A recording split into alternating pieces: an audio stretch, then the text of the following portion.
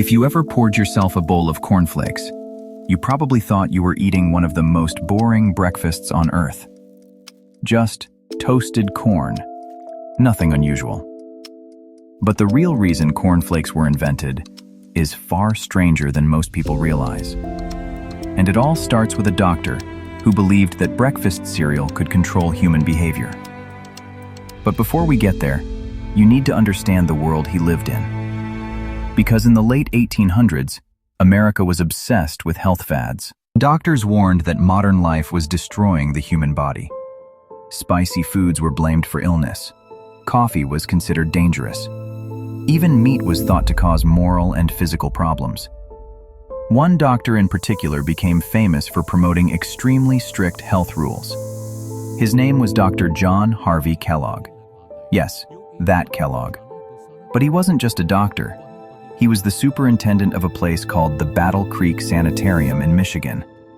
And this place was unlike any hospital you've ever seen. Thousands of patients came to Battle Creek looking for cures. But instead of medicine, they were given bizarre treatments. Electric baths, mechanical massage machines, strange diets, and extremely bland food.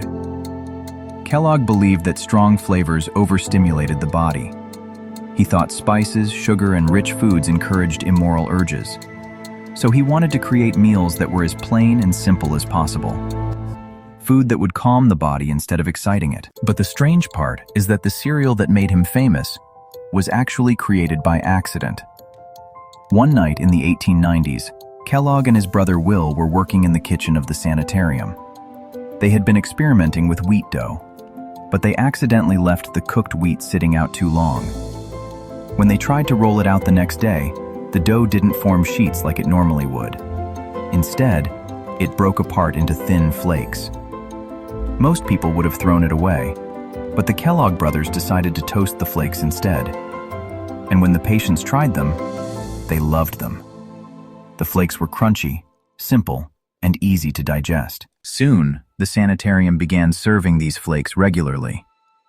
But this is where the story takes a dramatic turn, because the two brothers had very different ideas about what to do next. Dr. Kellogg saw the flakes as a health food for his patients, but his brother Will saw something else entirely: a business opportunity. Will began experimenting with sweetened versions of the flakes to make them more appealing. But John Harvey Kellogg hated that idea. He didn't want sugar added. He didn't want flashy advertising. He believed cereal should remain a strict health food. Their argument over the future of the cereal eventually became so intense that the brothers split apart completely. Will started his own company, and he began selling a slightly sweeter version of the cereal to the public. The company would become Kellogg's, turning cereal into a global breakfast industry. Meanwhile, John Harvey Kellogg continued promoting his unusual ideas about health and diet, and cornflakes quickly became one of the most popular breakfasts in America.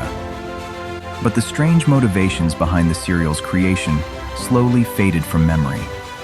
Today, most people think of cornflakes as a simple breakfast, something ordinary, something harmless. But the truth is, they were originally designed as part of a much bigger attempt to control health, behavior, and diet in the 1800s. A breakfast born from medical theories that now sound incredibly strange. And that raises an interesting question. If something as ordinary as cornflakes has a story this bizarre behind it, what other everyday foods might have strange origins we've completely forgotten?